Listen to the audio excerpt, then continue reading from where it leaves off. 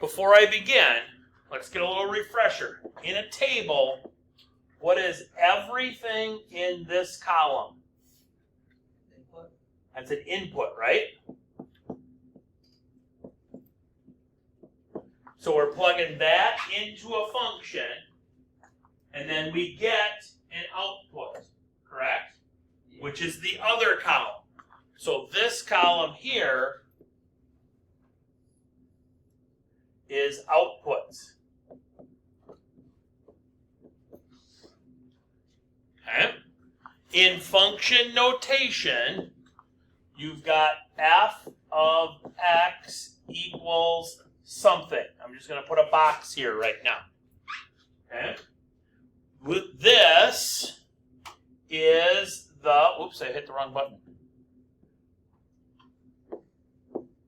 This is the, that's the input. And then here is the rule or equation or function, whatever you want to call it, right? Okay? And that's what you put the input in to get the output. With me? Yeah. Okay? So when it says f of 1, what is that telling me to do in words? Not what the actual number is. What is that telling me to do in words? Plug what in?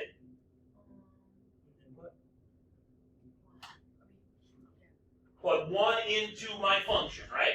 They didn't give us a function, but they gave us what the outputs were. Okay? So if it's saying find f of 1, I have to go down my input column until I get to 1, and then what's the output that's associated with it? Negative 13. So f of 1 is negative 13. Okay? What's f of negative 2? 8, because I go down my input column, or if it was tipped on its side and it was horizontal, I would go across my input row until I got to negative 2, and then I would look right below it. Okay? So that's 8. Okay?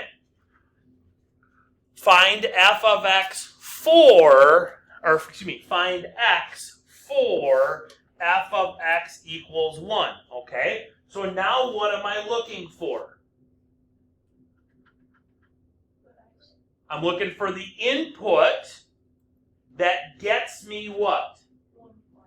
An output of 1. So now I got to look down the red column until I get to 1. There it is. What's the input that gets me that? Negative 1. Okay. Now it's saying x equals 2. Then f of x minus 1. So now I would put 2 right there.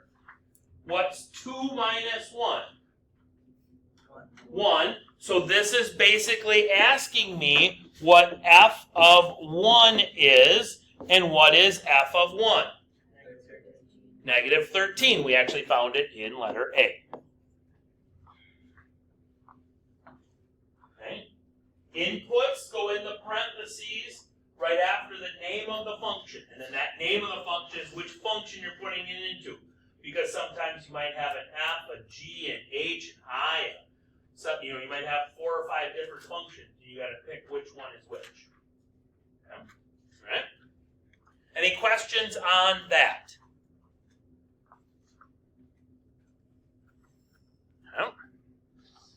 Part 2 said, now we're going to fill in the table given the explicit function. So here is my explicit function, g of x. Okay? So we want to put in, now we got a horizontal one, so my inputs are up here. I'll remain color consistent. We have to find the outputs. Right? So this is saying I'm going to put in 0 in place of x. negative 4 to the 0 power? Anything to the 0 power is?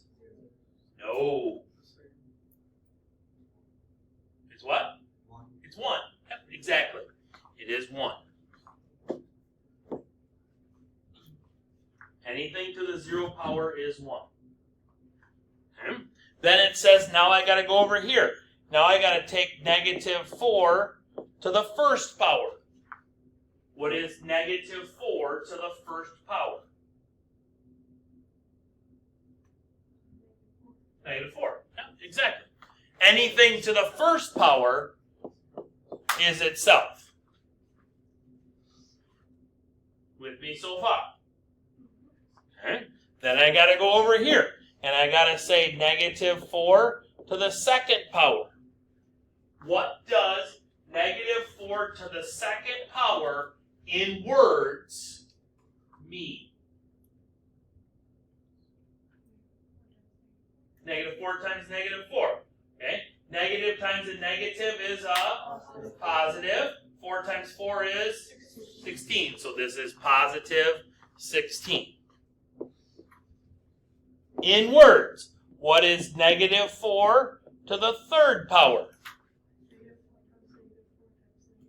Okay? Negative times a negative times a negative. Negative. It's negative. Okay? 4 times 4 times 4. 64. So it's negative 64. Okay? And lastly, negative 4 to the fourth power. That means what? Okay, so negative 4 times itself 4 times. Negative times a negative times a negative times a negative. Positive, because it's an even exponent. Yep. Okay. Alright, so it's positive. 4 times 4 times 4 was 64. So what's 64 times 4? What do you got? Nope, that would be times 2. 256. Yep.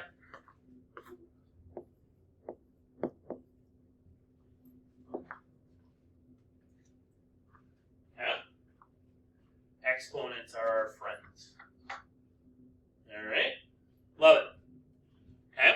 So, in the next one now, we're going to talk today about geometric ones, and geometric ones are going, geometric sequences, and they're going to deal with exponents a lot.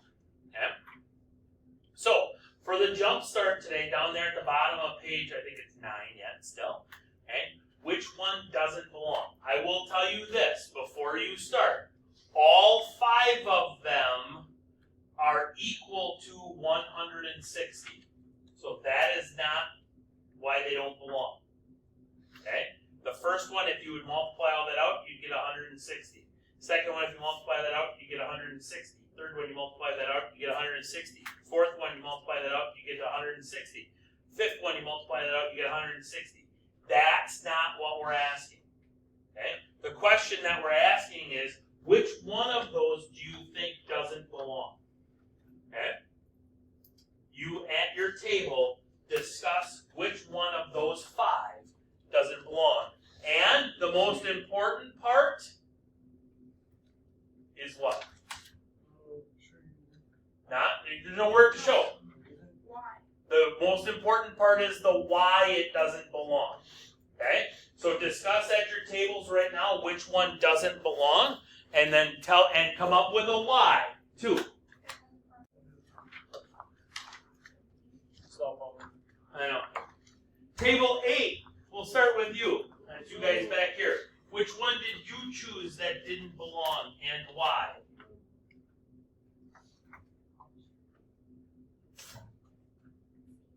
Why? Because it has a fraction? Okay. Table 7. Which one did you choose that didn't belong, and why? Because it's the only one that doesn't have exponents or multiplication. Okay. It's like not prime numbers, or it's not like a string of, like it's already combined. Is that what you're saying? But it doesn't have exponents. Okay. Okay. All right. Can I refute yours? Sure. Only only B and C have exponents. Yeah, but like I said or repetitive multiplication. Oh, okay. I didn't hear the repetitive multiplication part. Okay. Table 6, what did you choose? We said the exact same things. Chose D because it doesn't have exponents there. B multiplication. Right, love it. Table 5? Okay. Exponent is inside the parentheses. Table 4? C. Why? It's the only one that has fraction. So we have to have fraction in. Yeah. Okay. Table 3?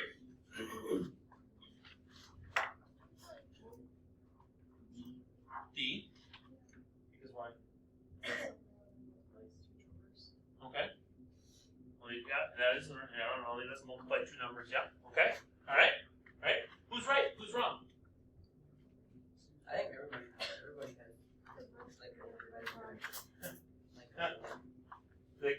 So, did all six groups give valid opinions, valid reasons why? Yes. Yeah. Yeah, I would agree. I would wholeheartedly agree. Okay, so we have like this guide that we're supposed to follow. Okay, they said for A, the reason that it's different is it's because it is the only factor, or it's in factored form with all prime numbers. Okay, because it's all small, it can't be divided out numbers. Okay. B is the only one that is in true exponential form. C is the only one with fractions. Okay. D is the only one where it's just two numbers that are multiplied together. Okay. And E has, what was E's? E's was, gotta find my sheet now.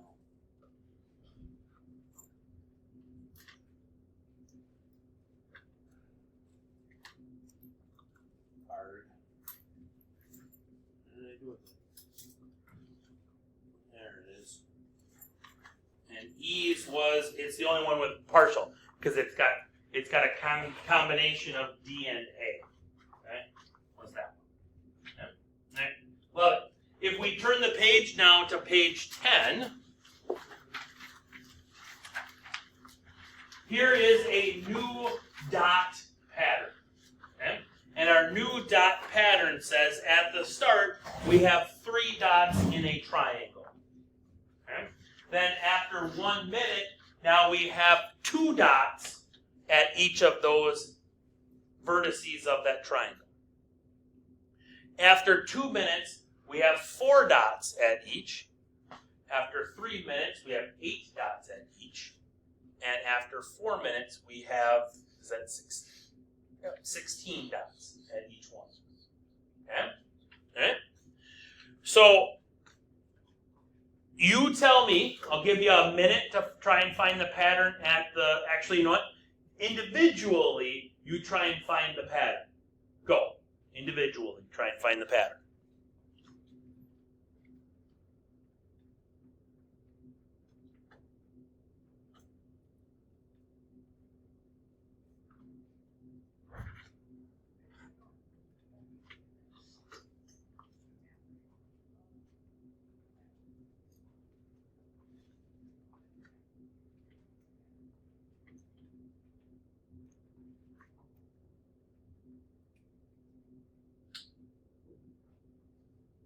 Anybody care to share the pattern that they saw? What do you got? It's doubling. Yep, every minute it is doubling.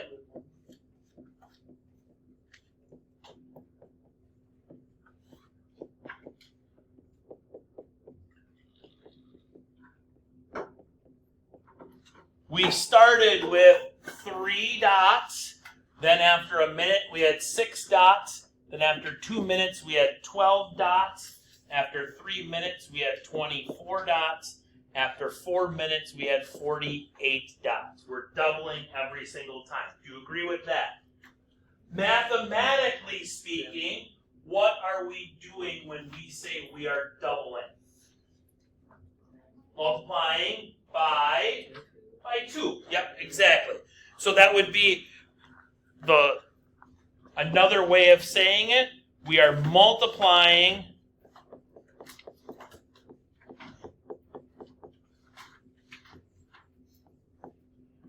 by 2. Okay. If that pattern were to continue, how many dots would we have after 5 minutes? 96, right? Because we would have 32 dots at each of the squares. So 32 plus 32 plus 32, or 32 times 3, or 48 times 2 gets me 96 dots there.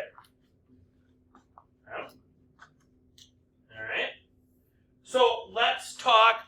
We can make a table out of those values, and we're gonna skip the graph because we got to go way up, and I don't want to have to worry about scaling and all that stuff. But we can still make ourselves a table. Do you want to make a horizontal table or a vertical table? Horizontal table first, okay? So what are we going to label our top line as? X and Y. We could, okay? But could we be more specific for this particular problem? What would T be in? Minutes, okay? So could we just call it minutes?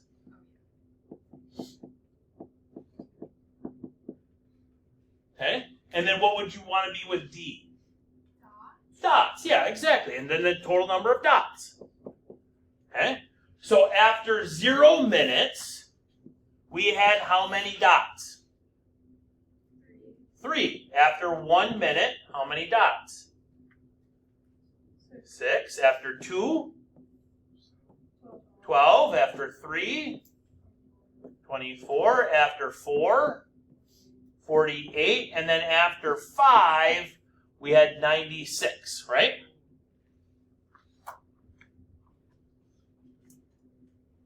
Okay. So the recursive equation, remember from the other day, the recursive equation is telling us how we're getting the next term. Okay? So the next term would be equal to what?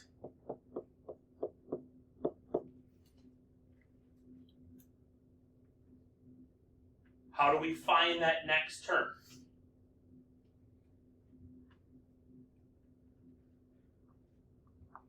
It was in our description of our pattern. How do we find that next term? Multiply by 2. So if my next term is going to be the previous term, my next term is going to be the previous term, say loud, times 2. Yep.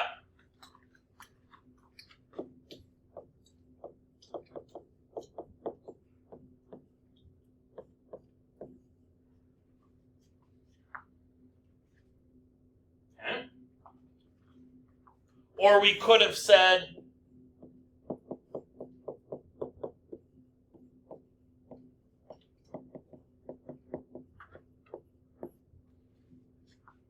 something like that. Okay? But we're multiplying by 2 to get the next one.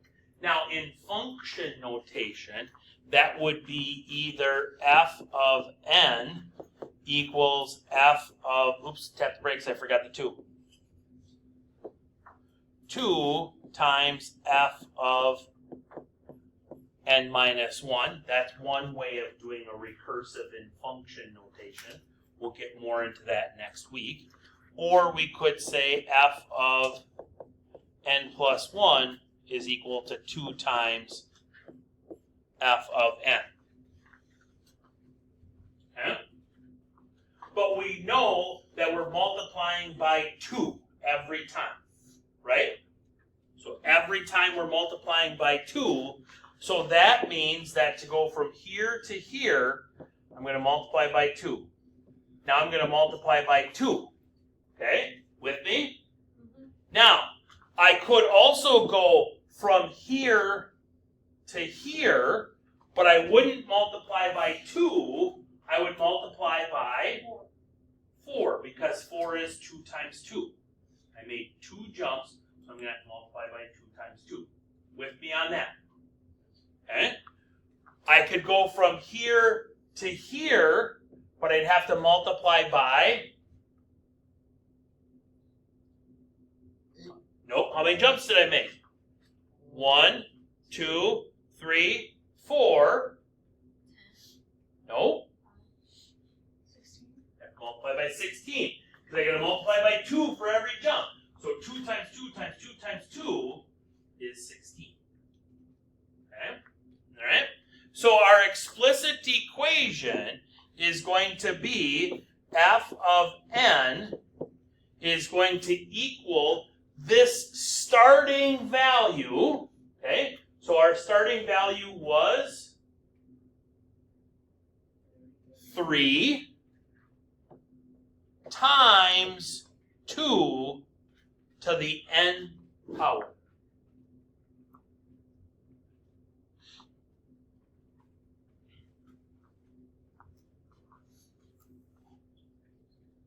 Okay?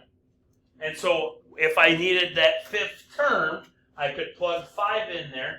2 to the fifth is 2 times itself 5 times. So 2 times 2 is 4, times 2 is 8, times 2 is 16, times 2 is 32, then times 3 gets me 96.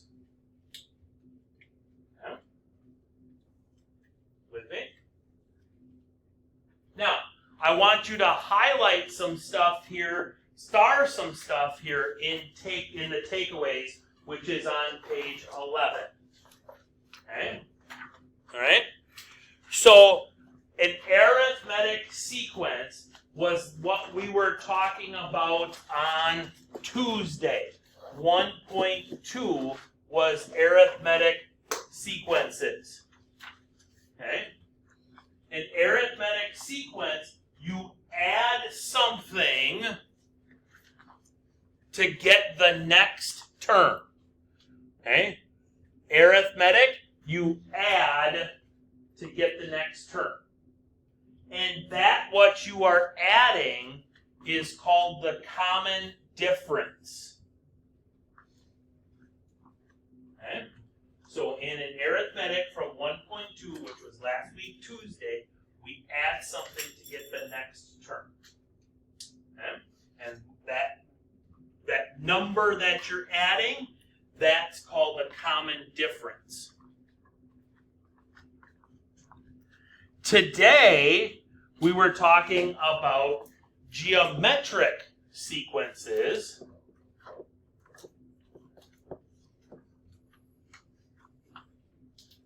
And now we're going to multiply to get the next term.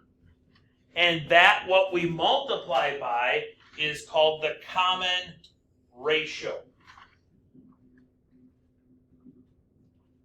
Okay? So we multiply by something called the common ratio to get the next term.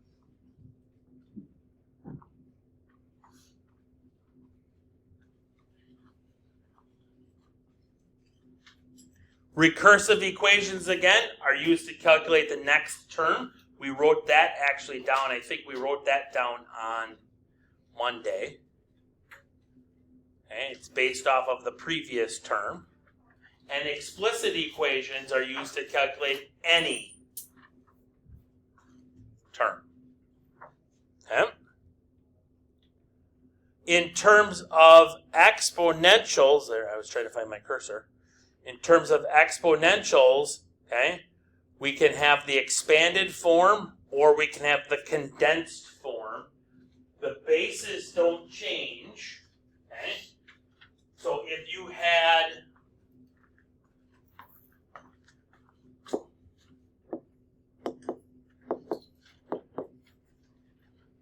bad 3.